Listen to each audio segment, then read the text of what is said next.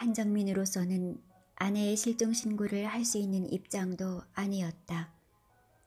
실종 신고란 사람이 어디론가 없어졌다고 해서 금방 할 수 있는 것이 아니다. 노약자나 아녀자 혹은 질환자 등이 일정 기간 동안 그 소재가 묘연할 때 실종 신고를 하는 것이다. 나이가 지긋한 정상적인 사람이 얼마간 소재 파악이 안 된다고 해서 실종 신고를 해버리면 그 사람의 인격에 어떤 치명타를 가할 수도 있는 것이다. 만사에 조심스럽고 끊고 맺는 것이 확실하며 엄정하고 고결한 성품을 지닌 그녀가 이렇게 오래 소재 파악이 되지 않는다면 그녀 나름대로의 이유가 있을 것이다. 타의에 의한 납치나 감금은 생각할 수 없었다. 왠지 그녀 자신의 어떤 이유 때문에 그녀의 이 긴 부재가 계속되고 있다는 생각이 들었던 것이다. 아니나 다를까 서울 아파트로 전화가 걸려왔다. 큰딸인 희라가 받았다. 희라냐? 엄마다. 집에는 별일이 없냐? 엄마 저예요. 지금 어디에 계세요? 집에는 별일이 없어요. 여기 남해 안에 내려와 조금 쉬고 있다. 곧 올라갈 테니 잘 있거라. 엄마. 희라는 저쪽 전화가 찰칵 끊어지는 소리를 들었다. 어머니는 더 긴 대화를 원하지 않았던 것이다. 아빠, 엄마한테서 전화가 왔었어요. 그래? 어디에 계신데? 그냥 남해안이라고만 했어요. 거기에서 쉬시고 계신데요. 그리곤 한정민은 읽고 있던 신문을 내던지고 전화기가 놓여있는 대로 다가왔다. 그리곤 전화를 끊으셨어요. 곧 올라오실 거라고 말씀하셨어요. 한정민은 깊은 한숨을 토했다. 왠지 아내가 자신의 품을 떠나가 버린 듯한 허전한 감정을 느꼈다. 그것은 정말 이유 없는 감정이었다. 목소리가 떨리거나 겁을 먹고 있는 것처럼은 안 들리대? 아니요. 아빤 참 별소리를 다 하세요. 그냥 집안 식구들을 안심시키는 전화였어요. 그럼 납치된 건 아니구만. 네, 절대 그런 목소리는 아니었어요. 남이 아니라.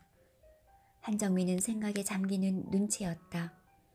그러나 그로서는 정말 알 수 없는 일이었다. 아내가 어떤 이유 때문에 얼마든지 남의 안으로 갈 수도 있었다. 그러나 그 사실을 자기에게 알리지 않을 이유란 정말 없었던 것이다. 방금도 그렇다. 왜 남편인 자기에게 바꾸라고 하지 않았단 말인가. 희라가 아무 일 없을 것이라고 아무리 말을 해도 그로서는 도무지 납득이 가지 않았다. 그러나 그 여름방학이 다 가도록 금방 올라온다던 홍영이는 서울에 나타나지를 않았다. 한정민으로서는 어떻게 손을 써볼 도리가 없었다. 언젠가 있었던 그녀의 전화로 미루어 보건대 별일은 없는 것 같고 아내의 사회적 신분까지를 고려할 때 도무지 실종 신고를 할 수가 없었던 것이다. 학교로서도 그녀에 대해 떠도는 실종 소문에 대해 무슨 조처를 취할 수가 없었다. 지금은 방학 중이라 그녀가 학교에 나오지 않는 것은 아무런 문제가 되지 않았다. 방학 중에 어느 교수가 어디에 가 있건 그것은 전혀 문제 삼을 수가 없는 것이다. 그녀의 양지 바른 연구실의 도어는 굳게 잠겨 있었고 남향으로 나 있는 연구실에는 언제나 커튼이 드리워져 있었다. 그러던 어느 날이었다.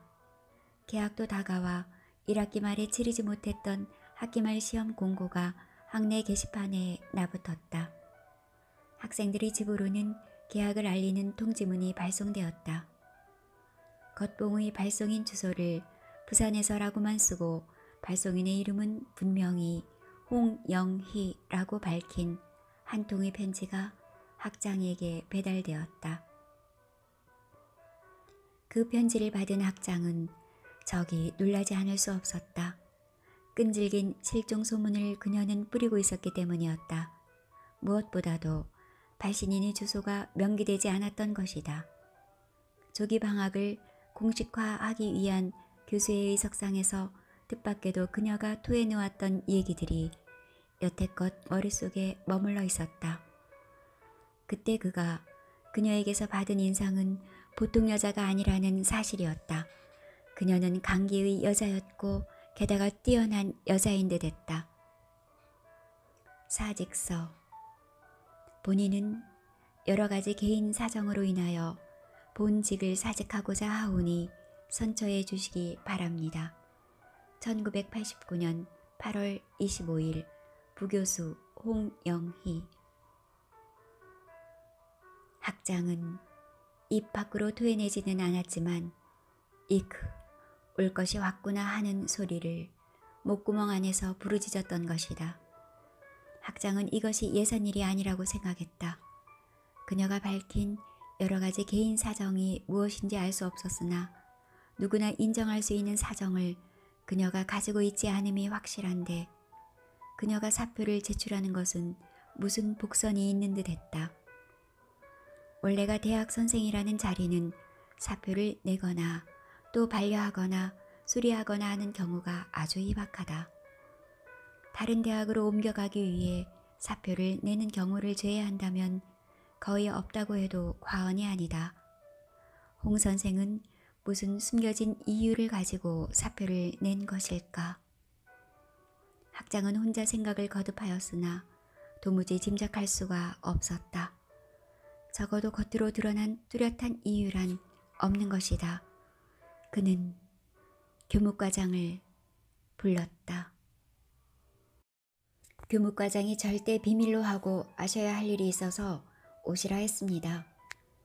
네, 무슨 일입니까? 그는 학장의 표정이 전에 없이 곤혹스럽다는 사실을 직감했다. 절대 비밀로 해주시오. 잘 알겠습니다. 이걸 좀 읽어보시오. 학장은 홍영희의 사직서를 교무과장에게 보여주었다. 그것을 읽은 교무과장은 깊은 생각에 빠졌다. 저희 생각으로는 홍 교수가 이런 사직서를 내게 된 동기가 그분의 실종 소문과 깊은 관계를 가지고 있는 것 같습니다. 왜냐하면 그분은 실종 소문을 퍼뜨리기 전에는 사직서를 내야 할 하등의 여러 가지 개인 사정이란 없었기 때문입니다. 실종된 것이 아니고 좀 심신을 쉬기 위해서 남해 안으로 떠났다면서요. 그것은 말이 안 되는 소리지요.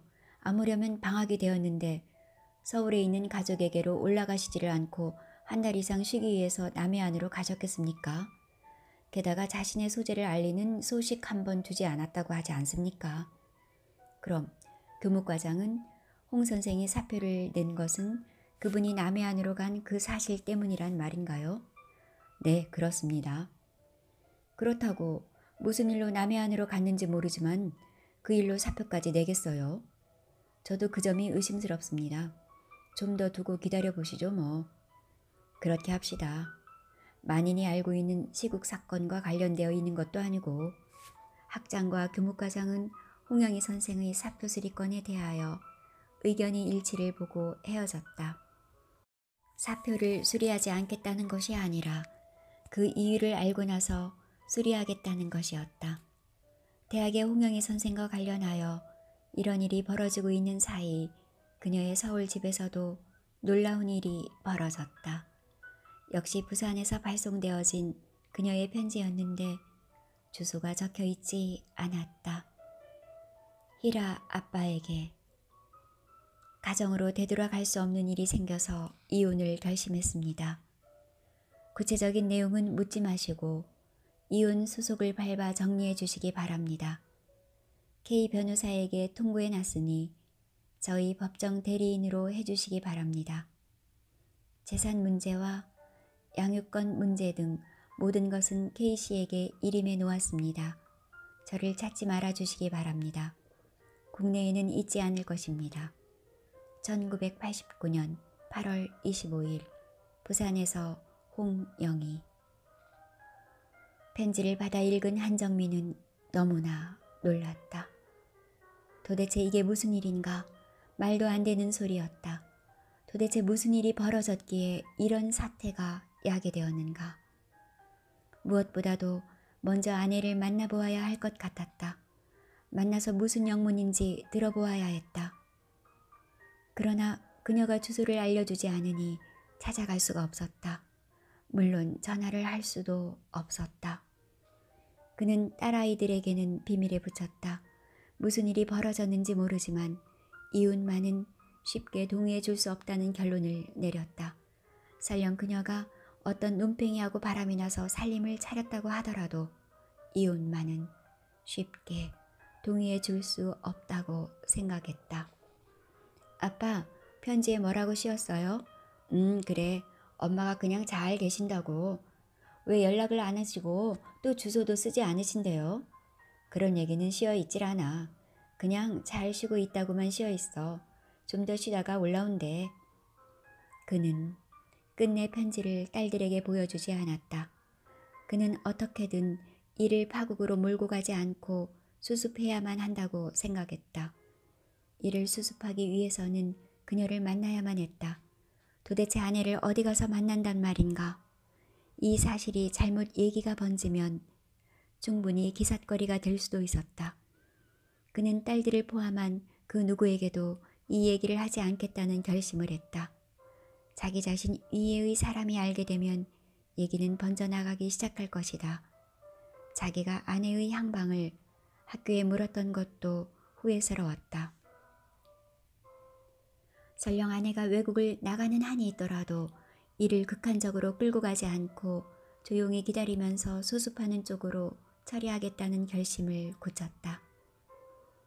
아내의 직장 관계로 오랜 세월 서로들 떨어져 살아왔기 때문에 당장에 그녀가 집에 없다고 해서 무슨 일상적인 불편이 있는 것은 아니었다. 그는 일절 내색하지 않고 정상적인 직장 생활을 했다. 설령 아내를 잃어버리거나 누구에게 빼앗기는 한이 있더라도 자신이 그녀의 이혼 요구에 쉽게 응할 수는 없다고 생각했다.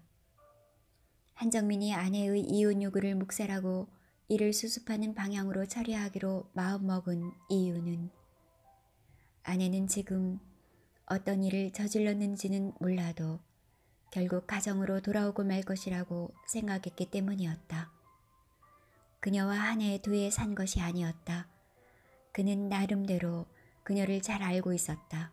왠지 모르게 그녀는 그에게 자신보다 더 큰 부피감을 느끼게 했다. 그녀가 그리는 궤적 안에다 한정민 자신의 것을 밀어넣어 자기만큼의 것을 상쇄하고 나서도 그녀의 궤적에는 상당한 여분이 남아있는 것처럼 느껴지곤 했다. 아내에 대한 이런 부족감을 그는 그녀가 연구하는 직업을 계속 가지면서 인격을 수양하기 때문이라고 생각했던 것이다. 그녀는 사실 그 여분의 부족감으로 조금은 고민스러워하면서 일생을 살아왔다고 할 수 있다. 그러나 그까짓 것을 가지고 위축되어질 자신은 아니었다. 그녀는 아무래도 현실을 잘 모르기 때문에 그런 여분의 궤적을 가질 수 있으리라 치부했었다. 그것은 결국 무엇인가? 인격이랄까? 인간을 조금은 고상하게 보려는 마음가짐이 아닐까 하고 그는 생각해 왔었다. 조그만 것에 민감하고 쉽게 감격하는 그녀의 성격을 그는 잘 알고 있었다.